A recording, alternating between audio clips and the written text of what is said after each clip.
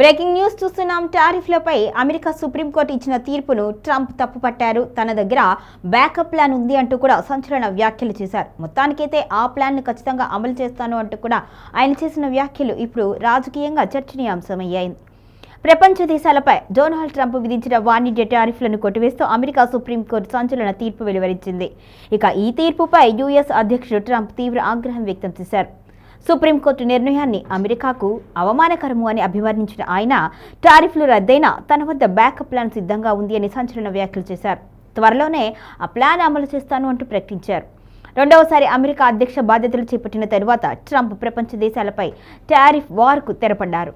ఇక అమెరికా ఎగుమతులపై కూడా సుంకాలు విధిస్తున్న దేశాలపై ప్రతీకార చర్యలుగా, అలాగే అగ్రరాజ్యం మాట వినని దేశాలను కూడా దారికి తెచ్చుకునేందుకు ట్రంప్ టారిఫ్లను ఆయుధంగా మార్చారు.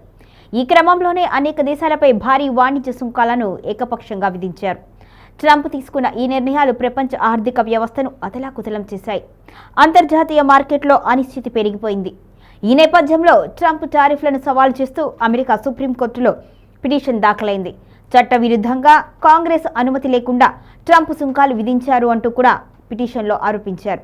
ఈ పిటిషన్పై 9 మంది సభ్యుల ధర్మాసనం విచారణ జరిపి తీర్పు వెలువరించింది. ట్రంప్ విధించిన టారిఫ్లు చట్టవిరుద్ధము అని ప్రకటిస్తూ వాటిని రద్దు చేస్తూ సుప్రీం సంచలన నిర్ణయం తీసుకుంది.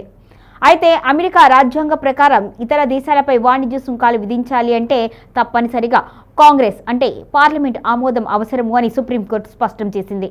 అయితే ట్రంప్ ప్రభుత్వం ఈ ప్రక్రియను అనుసరించలేదు అని పేర్కొంది. ట్రంప్ ప్రభుత్వం 1977లో అమలులోకి వచ్చిన international emergency economic powers act ఆధారంగా టారిఫ్లు విధించింది. ఈ చట్టం అత్యవసర పరిస్థితుల్లో అధ్యక్షుడికి పరిమిత అధికారాలు మాత్రమే ఇస్తుంది అని, కానీ విస్తృత స్థాయిలో వాణిజ్య సుంకాలు విధించే అధికారం ఇవ్వదు అని సుప్రీంకోర్టు తేల్చి చెప్పింది.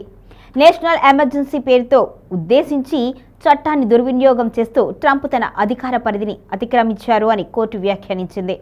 ఇప్పటి వరకు వివిధ దేశాల నుంచి వసూలు చేసిన టారిఫ్ మొత్తాలను కూడా తిరిగి ఇవ్వాల్సిందే అని ట్రంప్ ప్రభుత్వానికి ఆదేశాలు జారీ చేసింది.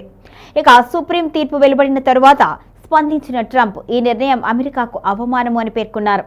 అయినా నేను వెనక్కి తగ్గను, నా దగ్గర మరో ప్లాన్ ఉంది అని, త్వరలోనే దాన్ని అమలు చేస్తాను అంటూ కూడా సంచలన వ్యాఖ్యలు చేశారు. ఈ పరిణామాలతో అమెరికా రాజకీయాలు, అంతర్జాతీయ వాణిజ్య రంగం మరింత వేడెక్కే అవకాశాలు కనిపిస్తున్నాయి.